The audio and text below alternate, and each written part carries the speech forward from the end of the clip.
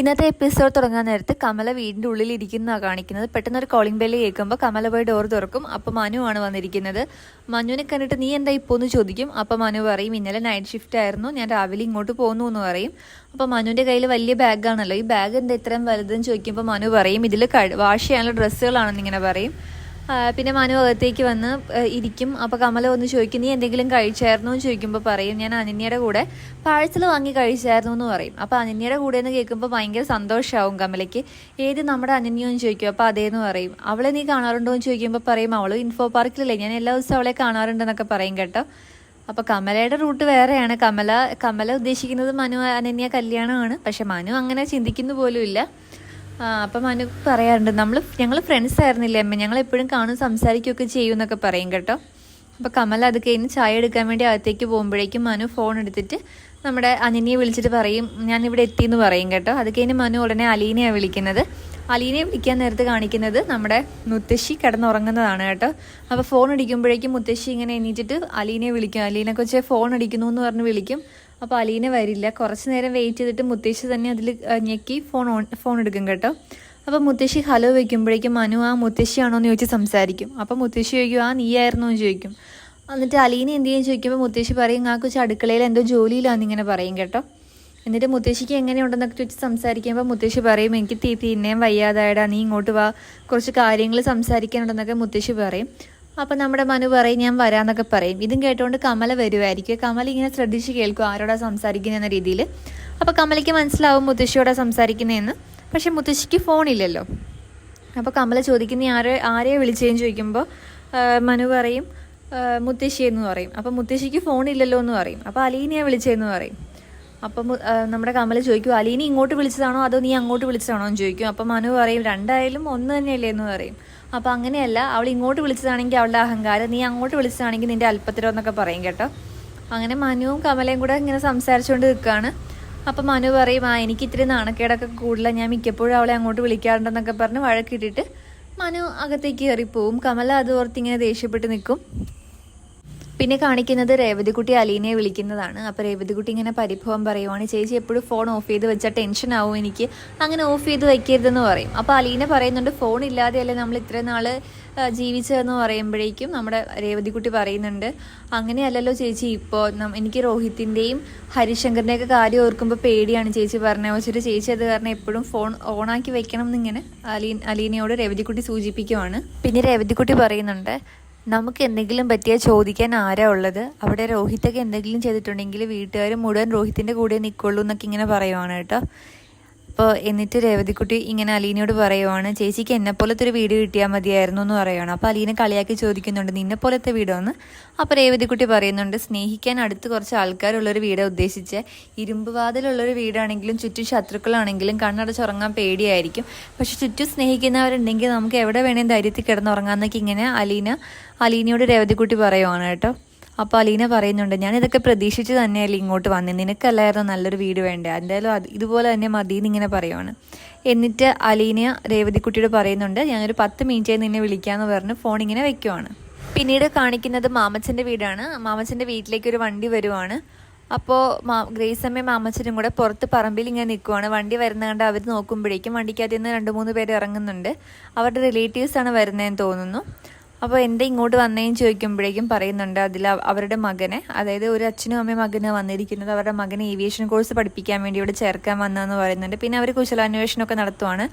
അകത്തേക്ക് വന്നിരിക്കാൻ നേരത്ത് നമ്മുടെ രേവതിക്കുട്ടി അവർക്ക് കുടിക്കാൻ ജ്യൂസായിട്ട് വന്ന് നിൽക്കുകയാണ്. അങ്ങനെ ആ ചേച്ചിയുടെ കയ്യിൽ ജ്യൂസ് കൊടുക്കുമ്പോൾ അവർ പറയും അതങ്ങോട്ട് വച്ചേക്ക്, ഇങ്ങനെ ബിംബം പോലെ നിൽക്കണ്ടെന്നൊക്കെ പറയും. ഭയങ്കര ദേഷ്യത്തോടെയാണ് രേവതിക്കുട്ടിയുടെ അവർ പെരുമാറുന്നത്. രേവതിക്കുട്ടിക്ക് ചെറുതായിട്ട് വിഷമമൊക്കെ ആവുന്നുണ്ട് കേട്ടോ. എന്നിട്ട് പറയുന്നുണ്ട് ഇവളുടെ ഭരണമൊക്കെ ഇത്തിരി കൂടുതലാണല്ലോ, ഫോൺ എടുക്കുമ്പോൾ ഇവളാണല്ലോ എടുത്ത് സംസാരിക്കുന്നതെന്നൊക്കെ ഗ്രേസമ്മയോട് ഇങ്ങനെ പരാതി പറയുന്നുണ്ട് കേട്ടോ. അപ്പോൾ ഗ്രേസമ്മ പറയുന്നുണ്ട് എൻ്റെ ഫോണൊക്കെ ഞാൻ അവളെ ഏൽപ്പിച്ചേക്കുന്നതെന്ന് പറയുന്നുണ്ട് കേട്ടോ.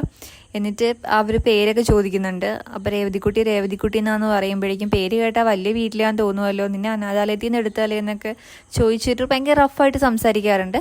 അപ്പോൾ ഗ്രേസമ്മ സപ്പോർട്ട് ചെയ്യുന്നുണ്ട് രേവതിക്കുട്ടീനെ, അവളെ എല്ലാ കാര്യങ്ങളും നോക്കും, ഞങ്ങൾക്കൊരു താങ്ങും തണലും അവളൊക്കെയാന്ന് പറയും.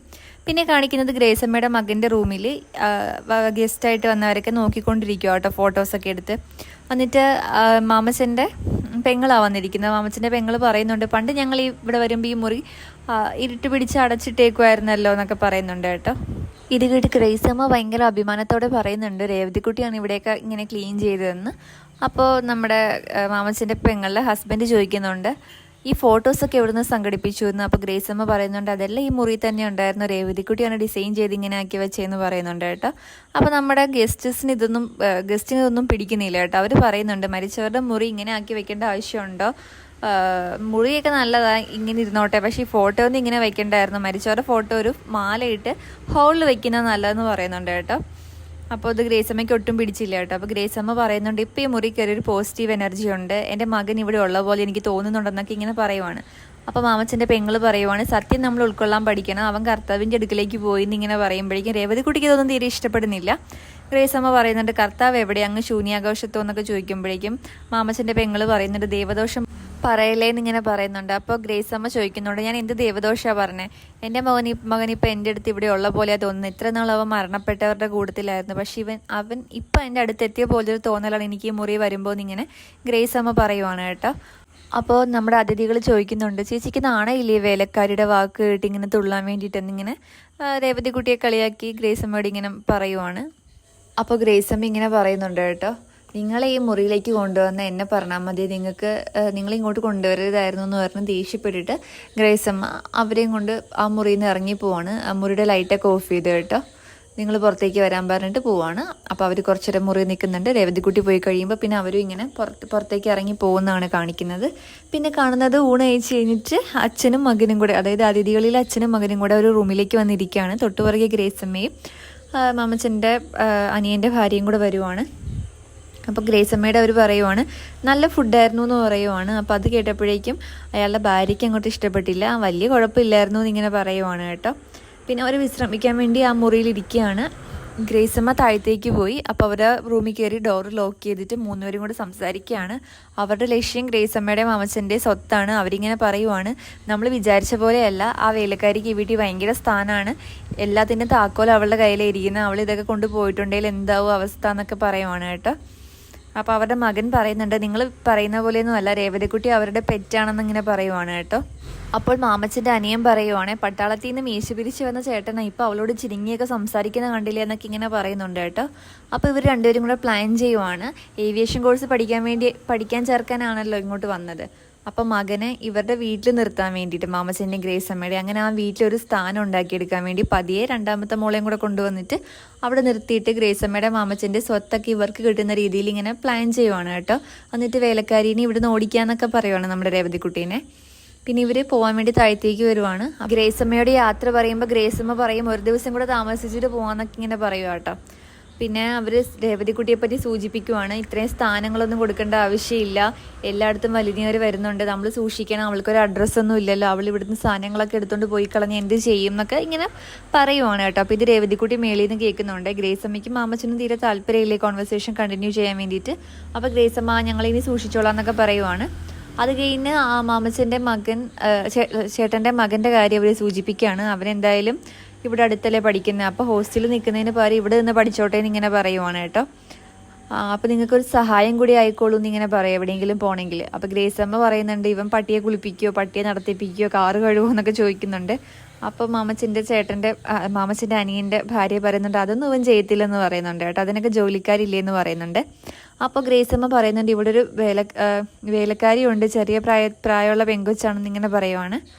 അങ്ങനെ ഇവിടെ സംസാരിച്ചുകൊണ്ട് നിൽക്കുമ്പോൾ രേവതിക്കുട്ടിയുടെ ഫേസ് കാണിച്ച് എപ്പിസോഡ് അവസാനിക്കുകയാണ് ചെയ്യുന്നത്.